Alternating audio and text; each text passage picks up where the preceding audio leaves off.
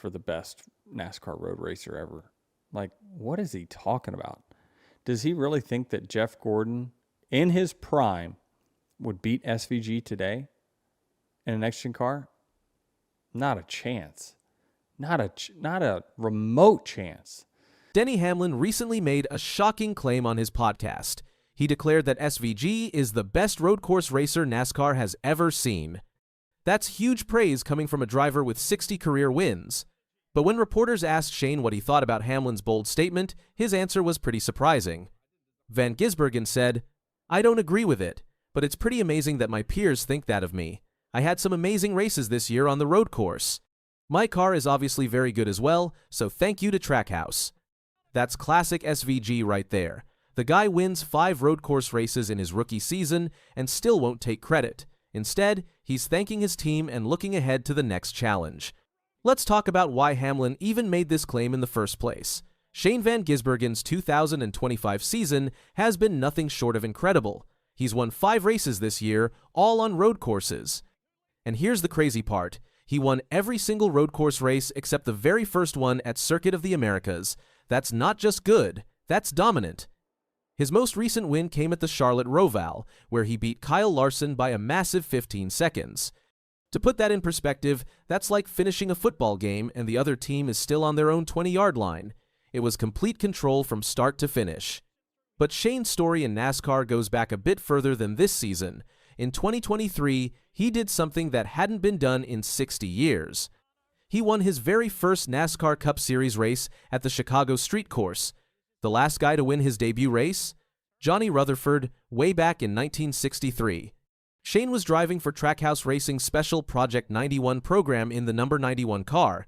He came into NASCAR as a 3-time Supercars champion from Australia and New Zealand, but nobody expected him to win right away.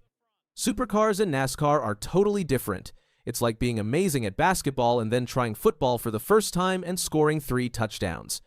That 2023 win got everyone's attention. Now, in 2025, Shane is racing full-time in the Cup Series with the number 88 car, and he's become the winningest foreign-born driver in NASCAR history. He's also the only rookie this year to win multiple races, and because of all this success, he earned the Rookie of the Year award. So yeah, Hamlin's praise makes sense when you look at the numbers. Shane has 5 consecutive road course wins, which ties him with the legendary Jeff Gordon. Gordon had 6 total road course wins between 1,997 and 2,000. SVG is just 1 win away from matching that record. There's another crazy stat too. Shane became the first driver since Bobby Allison in 1982 to win multiple races in one season by more than 15 seconds. At Mexico City earlier this year, he destroyed the competition, beating Christopher Bell by over 16 seconds. That's the kind of performance that makes people call you the greatest. But here's what makes Shane different from a lot of drivers. He doesn't want to just be known as a road course specialist. When he responded to Hamlin's compliment, he made sure to talk about ovals too. Shane said, "Hopefully I can race these guys better on ovals and they start thinking of me as a serious competitor on ovals." But it's pretty humbling for them to say that. Hopefully race these guys better on ovals and they start thinking of me as a serious competitor on ovals. But yeah, pretty humbling for them to say that. And you know what? He's actually getting better on ovals. His best finish on an oval this year was 10th place at Kansas Speedway. That might not sound amazing compared to his road course wins, but it's a big deal for him. Before Kansas, his best oval finish was 12th at Martinsville last year. He's improving every single race. Shane even earned his first stage points on an oval at New Hampshire a few weeks back. These are the small victories that show he's learning. Ovals are tough because you're racing in a pack, inches from other cars, going 180 miles per hour for hours. It takes time to get comfortable with that. The 2025 season hasn't been perfect for Shane though. He made the playoffs, which is a huge accomplishment for a rookie, but he got knocked out in the very first round at Bristol. Despite that early exit, he still had 4 more races to compete in and try to add to his win total. One of those races was at Las Vegas, and Shane wanted to make it special. He got to run a custom paint scheme on his number 88 car that honored his home country of New Zealand. The car was black and silver with the silver fern, the Southern Cross, and red stars from New Zealand's flag all over it. When Shane first saw the car, he got emotional. "I was pretty speechless when I first saw this car," he said.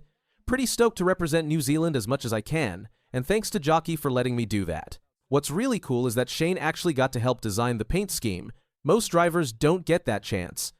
It's not often the driver gets to influence the paint scheme, and it looks awesome. Shane said, "The first one wasn't Kiwi enough for me, and I gave them some ideas, and all of a sudden it was. I'm pretty proud to represent it here." Fans from New Zealand and Australia had traveled all the way to Las Vegas to see him race, and this special car was for them too. Shane qualified 13th for the race, which was the best of all three Trackhouse racing drivers. His teammates Ross Chastain started 15th, and Daniel Suarez started 17th. Going into Vegas, Shane was feeling confident. He said this before the race, "We've had some really nice progress these last few months. Coming off a win is obviously pretty cool, so hopefully it'll be a good weekend." The team was using the same tires they used at Kansas, where Shane got his first top 10 on an oval. When asked about the tires, Shane laughed and said, "They all feel pretty similar to me. They say they're different, but they feel the same." But Las Vegas has something Kansas doesn't: massive bumps in the track. "The bumps here are crazy at turns 1 and 2, Shane explained. "The line you have to do to get around them, and then how variable 3 and 4 is, and how different the wind is. It's amazing because they look the same on paper, but they're very different in how they drive." Bumps here are crazy at 1 and 2. The line you have to do to get around them, and then how variable 3 and 4 is, how different the wind is.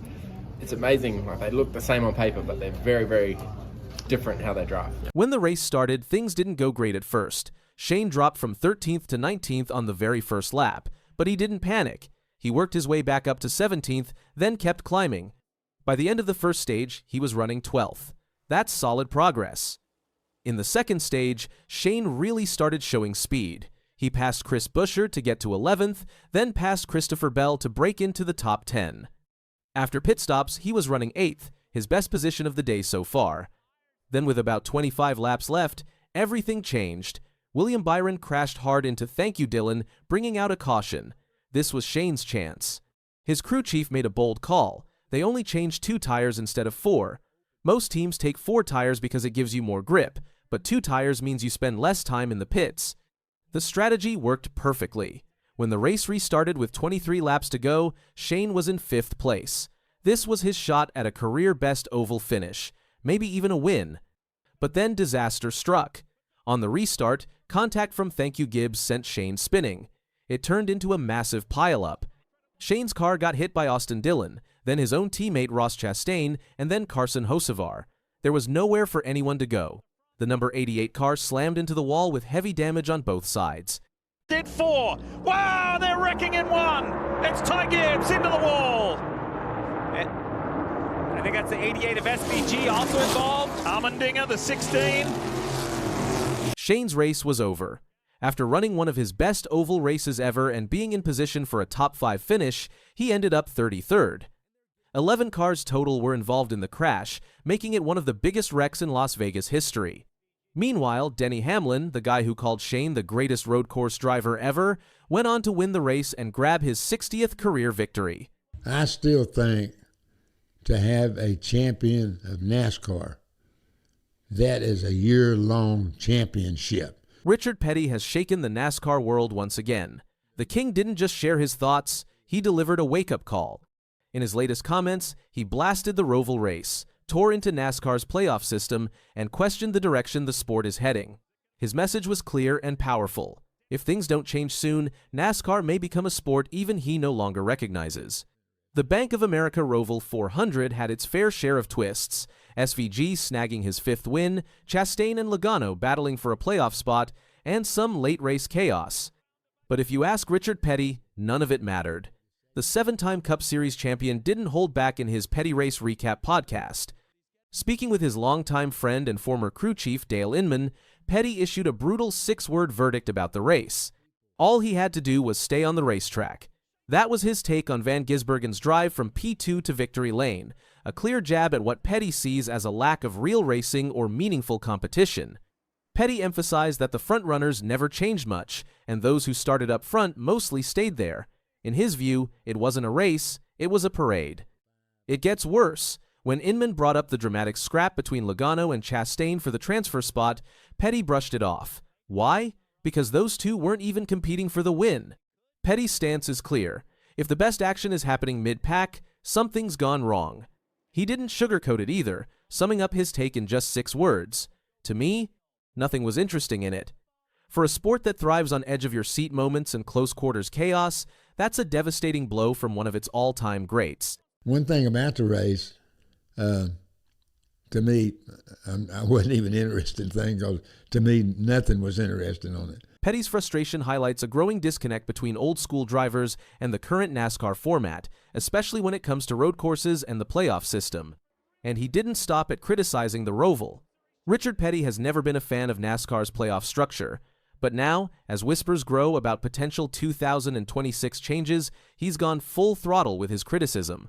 Responding to a fan's question about whether he prefers the 10-race chase or the modern playoff format, Petty didn't hesitate. I still think that to have a champion of NASCAR, that is a year-long championship. It's not a 1-race championship, it's not a 4-race championship. If we run 36 races, who is the best out of those 36? They should be the champion. I still think to have a champion of NASCAR, that is a year-long championship. It's not a 1-race championship. It's not a 4-race championship. It should be, if we run 36 races, who is the best out of those 36? They should be the champion. That's not just an opinion, it's a challenge to the entire system.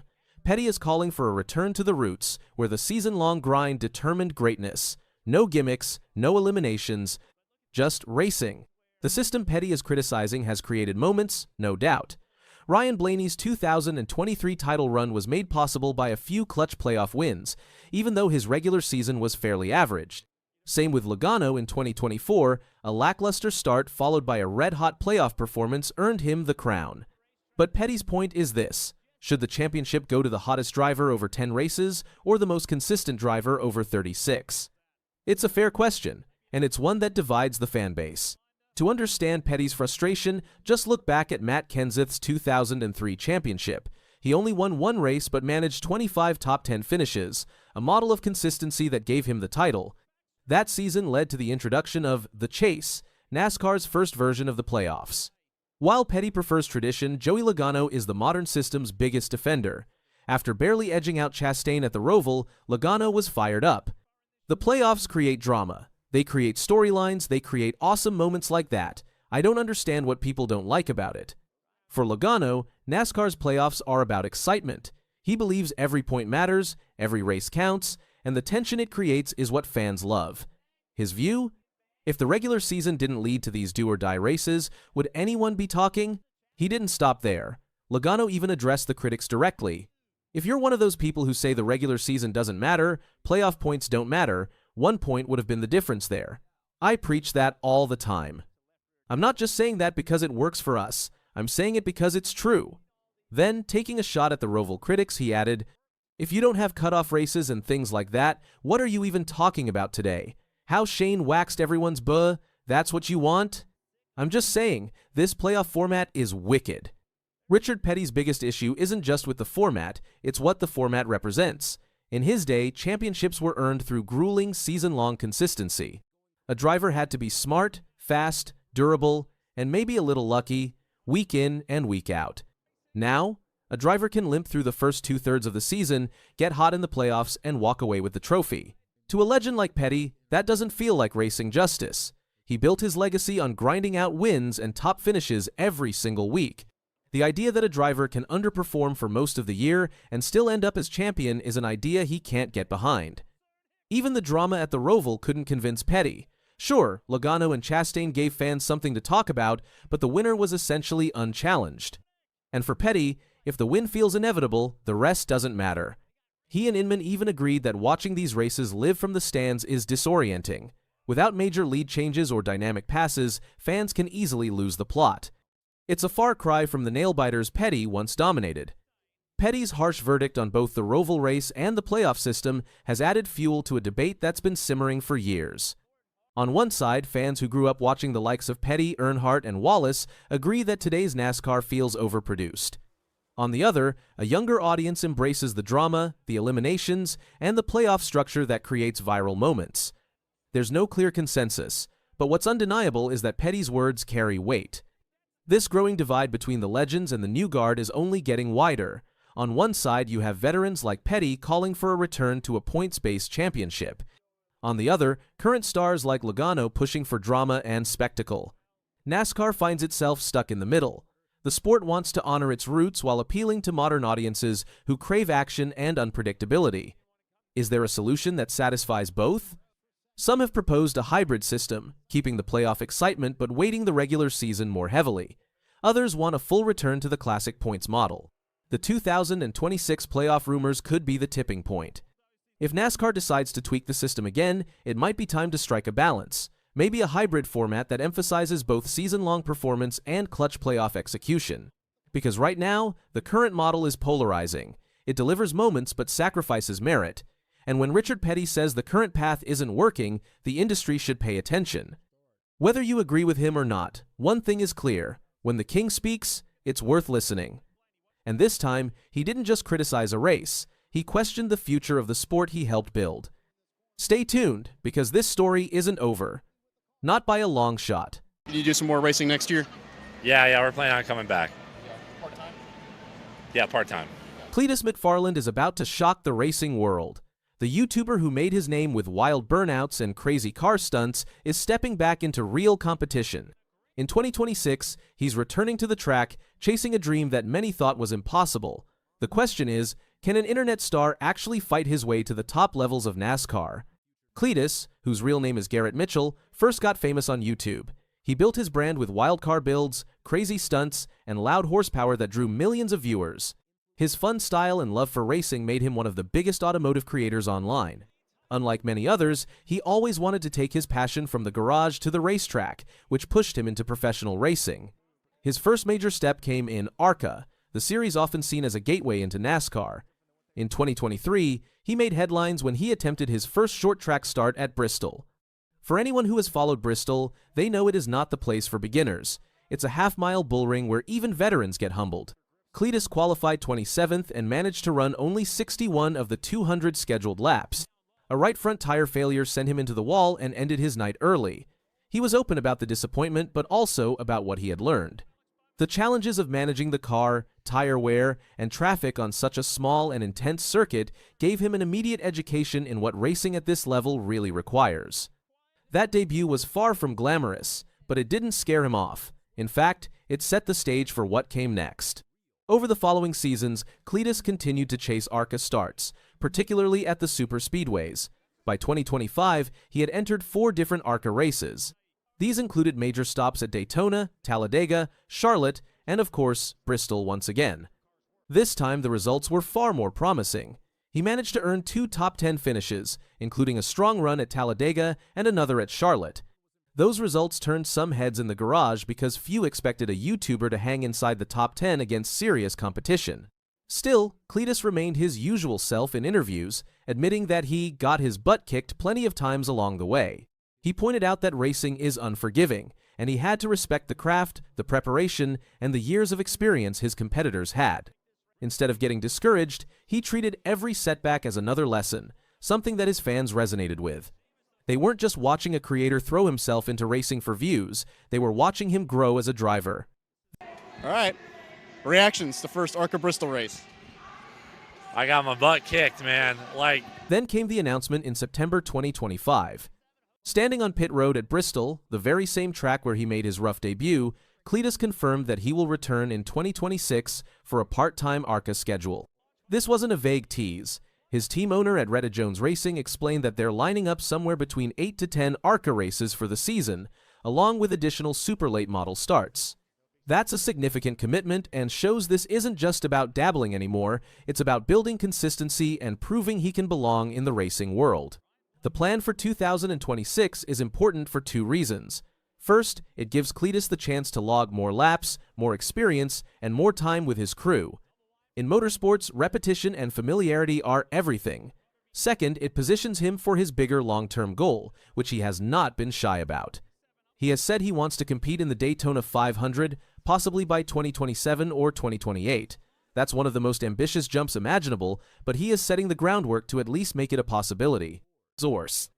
Of course, that dream comes with plenty of speculation and rumors.